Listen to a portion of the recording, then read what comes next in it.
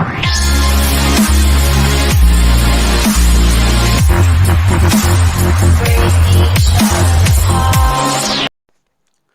တ်ပြီဆိုတော့ကျွန်တော်တို့ data file survey program AS ဆိုတဲ့ file လေးကိုကျွန်တော်တို့ထည့်ခဲ့ပြီဆိုတော့ကျွန်တော်ပြန်စစ်ကြည့်မယ်ပြန်ရှာကြည့်မယ်တကယ်ထည့်ခဲ့လားတကယ်ရောက်ခဲ့လား Android data bin file Android data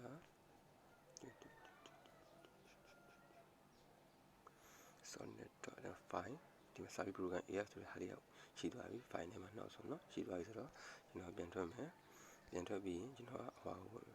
FA603P ကိုဝင်မယ်ဟုတ်ပြီကျွန်တော်တို့ပြန်ကြည့်မယ် log calculator file ပြန်ပေါ်လာပြီ survey program AF ပေါ်လာပြီဆိုရင်နှိပ်လိုက်မယ်အဲ့တော့ share PA area တွက်မယ်star and ဒီနေရာမှာတစ်ခုရှိတာက star and လို့ပြောတယ်เนาะကျွန်တော်ခဏလေးကျွန်တော်တစ်ခုပြောစရာကြံခဲ့တယ်ဘာလို့လဲဆိုတော့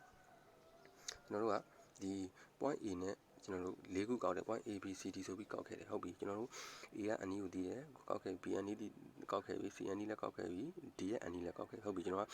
A B C D ဆိုတဲ့လမ်းကြောင်းရှိတယ် A ကနေ B ကိုသွားမယ် line ရှိမယ် B ကနေ C ကိုသွားမယ် straight line ရှိမယ် C ကနေ D ကိုသွားမယ် straight line ရှိမယ်အဲ့ line ကို၄ခုထည့်အောင်လည်းမလုံလောက်ပါဘူးကျွန်တော်တို့နောက်ဆုံး traffic တစ်ခု close ပြန်လုပ်မှဖြစ်တဲ့အတွက်ကျွန်တော်တို့က D ကနေပြီးတော့ A ကိုလမ်းကြောင်းတစ်ချောင်းဆွဲပြရမယ်အဲ့ဆွဲဖို့အတွက်ကကျွန်တော်တို့ point A ကိုပြန်ရိုက်ပြရဖြစ်ပြီA ရဲ့အနီးကိုထည့်မယ် B ရဲ့အနီးကိုထည့်မယ် C ရဲ့အနီးကိုထည့်မယ် D ရဲ့အနီးကိုထည့်မယ်ဟုတ်ပြီကိုက D ရဲ့အနီးကိုထည့်ပြီးဆိုရင်နောက်ဆုံးဒီ traffic ကိုဒီလမ်းကြောင်းကိုပြန်ပြီးတော့ update လုပ်ပေးရမယ်အဲ့တော့ A ရဲ့ point အနီးကိုပြန်ခါထည့်ပေးရမယ် A နဲ့ထည့်ခဲ့ရင် A နဲ့ပြန်ဆုံးပေးရမယ် A နဲ့ထည့်ရင် A နဲ့ပြန်ဆုံးပြီးမှဒီ traffic က close ဖြစ်ပြီးတော့ area ကိုလွှတ်ချနိုင်မှာဖြစ်တယ်အဲ့တော့ A ကိုစထည့်ခဲ့ရင် A B C D နောက်ပြီးရင် A B C D A ပေါ့ဟုတ်ပြီကျွန်တော် A ရဲ့အနီးကိုစထည့်မယ်ကျွန်တော်တို့ဆိုတော့ A ရဲ့အနီးကကျွန်တော်တို့ area စပြီးဟုတ်ပြီကျွန်တော်တို့ point A ရဲ့အနီး N ကိုအရင်စထည့်မယ် point A ရဲ့ N က2386 684တသမ356အနာခေါ်မယ် E က943333တသမ314နောက်ထပ်အနီးတစ်ခုနောက်ထပ် point B ရဲ့အနီး point B ရဲ့အနီးကိုအရင်ရိုက်မယ်2386 6596 တသမ529အနာခေါ်မယ် E က9400 5တသမ696နောက်တဲ့သူကတော့ဒီ point ရဲ့အနီးကိုသူကဒီ traffic ကလို့မဖြစ်မချင်းပြန်ပြီးတော့ဒီ area တွက်ထုတ်ပြီးမှမဟုတ်ဘူးဒီ traffic ကိုဒီနောက်ဆုံးဒီ A နဲ့စားခဲ့တဲ့ကိုစားခဲ့တဲ့ point A ရဲ့ NE ကိုပြန်ပြီးတော့ရိုက်ပြီးတော့မထည့်မချင်း area တွက်ပြီးလို့ရမှာမဟုတ်ဘူးကျွန်တော်တို့အဆုံးသတ်မယ်ဆိုရင် A နဲ့ပြန်ဆုံးသတ်မယ်ဆိုတော့ကျွန်တော်ပြောခဲ့တယ်เนาะအခုကျွန်တော် point C ရောက်ပြီ point C ရဲ့ NE ကိုရင်ထည့်မယ်2386 654တသမ368 E က9436တသမ481ဟုတ်ပြီ point D ကျွန်တော် D ရဲ့အန်ထည့်မယ်2386 633တသမ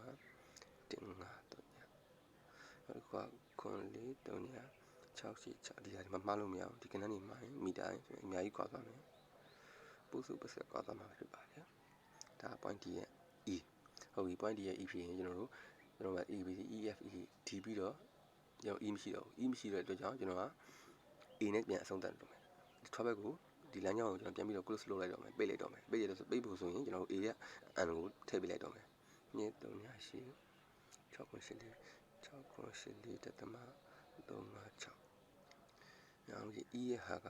943333တသမ314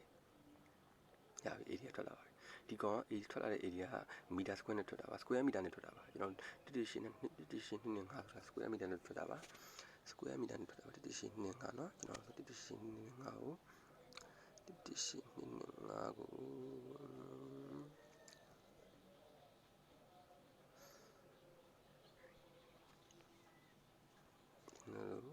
area meter square နဲ့ထွက်မှာ1.2.5ဟုတ်ပြီဒီဧကနဲ့ဆိုရင်29ဧကရှိပါတယ်ဒီမှာဧကနဲ့ဆိုရင်29.2.4ဧကရှိပါတယ် ဒါဒီသွားတဲ့ပုံစံအရင်တည်ရတယ်ဟုတ်ပြီအဲ့တော့ကျွန်တော်ကဒီကောင်းရဲ့အားသာချက်ကဘာလဲဆိုတော့နောက်ဆုံးအချုပ်ပြောရရင်ဒီကောင်းရဲ့အားသာချက်က internet မလို့ဘူးကျွန်တော်တို့ GPS တည်ုံနဲ့ဒီ GPS တည်ုံနဲ့ကျွန်တော်တို့ mobile to proper ဆိုတဲ့ဟာ accuracy နဲ့ကျွန်တော်တို့ NE ကိုကောက်မယ် UDN ဒေတာနဲ့ပေါ့ UDN ဒေတာသုံးပြီးတော့ NE ကောက်မယ်ကောက်ပြီးရင်ကျွန်တော်တို့ဒီ FA603 ရဲ့ program AF နဲ့ခေါ်ပြီးတော့ကျွန်တော်တို့ဘာလုပ်မှာပေါ့ဒီ traffic တခုလုပ်ပြီးတော့ close လုပ်ပြီးရင်သူက area ထွက်လာမှာဒီထွက်လာတဲ့ area က meter square နဲ့ထွက်တာပါဟုတ်ပြီဒီဗီဒီယိုလေးကတော့ဒီလောက်ပါပဲဒါကကျွန်တော် area ထွက်တဲ့ကျွန်တော်လက်ရှိလည်းကျွန်တော်သုံးနေတယ်နောက်ပြီးတော့ကျန်တဲ့ software တွေထည့်ကျွန်တော်သုံးမှုတဲ့ software တွေထည့်အရင်တည်ရတယ် software တခုကျွန်တော်သဘောကိုကျွန်တော်ပြောပြမယ်ဆို area ကတော့အများကြီးတွေ့လို့ရတယ် area သဘောတရားတော့area တွေ့လို့ရတဲ့ဟာတွေအများကြီးပဲဒါပေမဲ့ဒီကောင်ရဲ့အားသာချက်တွေအများကြီးရှိတယ်ကျန်စာပေကျွန်တော်လိုင်းပေါ်မှာလည်းရှိပါတယ်ကျွန်တော်တို့ Play Store မှာကမှဆိုရင်ဟိုပါလေပေါ့ဒီ measurement APP တွေအများကြီးပဲ area measurement APP ပါညာတဲ့ကပေါ့နေရောကစီပါရှောက်သူတို့တွေကတီးကြတယ်ဒါပေမဲ့ဒီ software လောက်မတီးကြဘူးဒီ software ကအားသာချက်အများကြီးရှိပါတယ်သဘောကဒီမှာဆိုရင်ကျွန်တော်တို့ဒီလေရာကုတ်ကိုတိုင်းမယ်ဆိုရင်ဒါဆိုရင်တစ်ပင်နေအုပ်နေတယ်ဆိုရင်ကျွန်တော်တို့အပေါ်ကနေပြီးတော့မှန်းကြည့်ကောက်ရမှုရှိတယ်ဥပမာထားပါတော့ဒီကောင်ဆိုရင်ကျွန်တော် area တိုင်းမယ်ဆိုရင်ဒီလိုကောက်မယ် traffic နဲ့ကောက်မယ် close နဲ့ကောက်မယ်သဘောကဒီကောင်ကိုကျွန်တော်ကဒီမှာဒီ area ဒါဆိုရင်ကျွန်တော်အဲ့လိုပေးလိုက်တယ်ဟုတ်ပြီကျွန်တော်ဒီမှာတစ်ခုထပ်ပေးမယ်ဒါဆိုရင်ကျွန်တော်မမြင်အောင်ဟုတ်ပြီထားပါတော့ကျွန်တော်သဘောတစ်ခုဒီကောင်မှာဆိုရင်ဒီတောင်းကိုမှန်းကောက်အောင်ပါဖြစ်တယ်မှန်းကောက်ပြီနော်ကျွန်တော်ဒီမှန်းကောက်မယ်မှန်းကောက်လိုက်မယ် test ကောက်လိုက်မယ်ဟုတ်ပြီဒီကောင်အနေနဲ့ဟောပြုနေတယ်လေလောက်မှတစ်ချက်ပြုမယ်ဒီနေရာလောက်မှတစ်ချက်ကောက်သွားရောရပြီအဲ့ဆိုရင်ဒီမှာ A ကထွက်လာပါတယ်ဒီမှာ A က 2.509 A ကထွက်လာမယ်ဒီကောင်ဟာတစ်ပင်းကြီးကွယ်နေတဲ့အခါမျိုးနောက်ပြီးရင်ဖုန်းလိုင်းမမိတဲ့အခါမျိုးရရင်ဒီကောင်ကြီးကခက်ခဲပါတယ်တော့ရတာအဆင်မပြေပါဘူးအဲ့ဆိုရင်ဒီမှာဆိုရင်ဒီကောင်နဲ့လုံးလို့ရတယ်နောက်ဒီကောင်ကျတော့အရင်မကြည့်ရဘူးခုနဟာကကျွန်တော် GPS ခုဝင်နေအကြည့်လေးလုပ်ပြီးတော့တော့ရတာအရင်ကြည့်ကြတယ် GPS ခုဝင်ရတယ် internet မလို့ဘူးနောက်ပြီးရင်ကျွန်တော်အရင်နဲ့အချိန်မပေးရဘူးနောက်ပိုင်းသုံးပြီးသွားရင်တော့အဆင်ပြေမှာပါဟုတ်ပါဒီနေ့ကဒီလောက်ပါပဲကျွန်တော်နားမလည်တာရှိရင်မိခဲ့လို့ရပါတယ် comment မှာမိခဲ့လို့ရပါတယ်နောက်ပြီးတော့ကျွန်တော်